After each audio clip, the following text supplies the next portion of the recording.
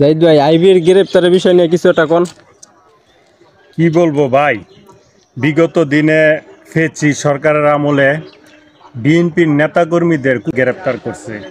এখন দেখলাম নারায়ণগঞ্জের সাবেক মেয়র আইবিরে গ্রেপ্তার করতে গিয়া রাতভর তার বাড়িতে বসে রয়েছে। আর বিএনপির নেতাকর্মীদের পিডাইয়া রাস্তায় ফোতায় লাইছে। যেমন নারায়ণগঞ্জ মহানগরের আহ্বায়ক অ্যাডভোকেট সাকত ভাইয়েরে পিডাইয়া ফোতায় ফেলাইছে।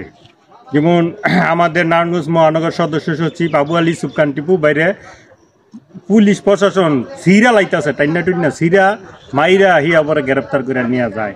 যেমন আমাদের বিএনপির বহুত নেতাকর্মী রাস্তায় মাইরা পিডাইয়া মারতে মারতে নিয়ে গেছে, হ্যান্ডকাপ পরাইয়া হেরচায় নিয়ে গেছে। আর আইবিরে দেখলাম, ঠিক আছে, কি সুন্দর কইরা যেমন বধূ সাজাইয়া নিয়ে যাইতাছে। পুলিশ প্রশাসনের যেমন লাগে, পুলিশ প্রশাসন যারা অন্যায় করবে, অপরাধ করবে, তাদেরকে অবশ্যই গ্রেপ্তারের আওতায় আনতে হবে। যাদের বিরুদ্ধে এই বৈষম্য বিরোধী হত্যা মামলা আছে তাদের গ্রেপ্তার করতে হবে। যারা অপরাধিত তাদের গ্রেপ্তার করতে হবে। যারা আওয়ামী লীগের দোষর, যারা জাতীয় পার্টির দোষর, তাদের গ্রেপ্তার করতে হবে।